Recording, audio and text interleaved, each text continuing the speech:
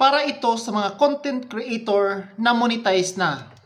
Kapag tayo ay ma-monetize na dito sa mundo ni Meta, in-stream ads, ads on Reels o live ads.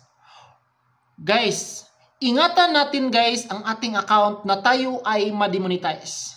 Kasi alam naman natin na mahirap natin maaabot ang monetization na yan at dumaan tayo sa paghihirap pero baka bigla itong mawala dahil lang sa kagustuhan nakikita ng malaki.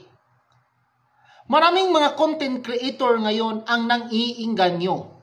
Gumagawa ng grupo para mas mapabilis, mapaangat, or mapataas ang kanilang earnings sa in-stream ads or ma-ads on Reels man yan.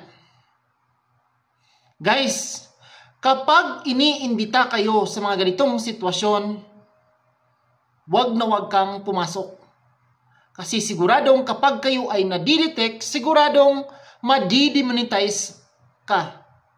Ano ba ito? Guys, kapag may nag-i-invite sa inyo na grupo-grupo para lang sa mga monetize dahil sa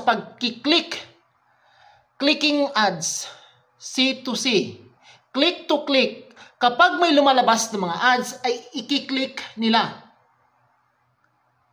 Wag na wag ninyong gawin yan.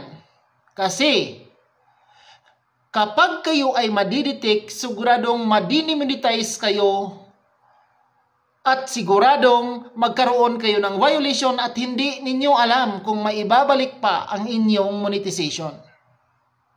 Maraming mga content creator ang gumagawa ng ganito ngayon. Kaya iwasan ninyo. Wag na wag ninyong sasabihin na yung iba ay nakakalusot. Guys, paano kapag kayo ay namamalayan at nadidetect na yan ang ginagawa nyo at makikita sa system kung bakit ang bilis tumaas ng inyong earnings na konti lang naman ang mga views nito?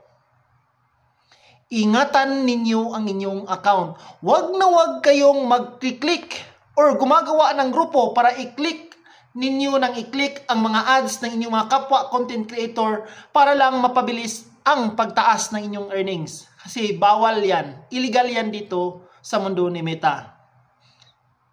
Huwag niyong sabihin na yung iba ay nakakalusot. Nasa sa inyo na yan. Kung ipagpatuloy nyo kung ginagawa nyo ito o hindi.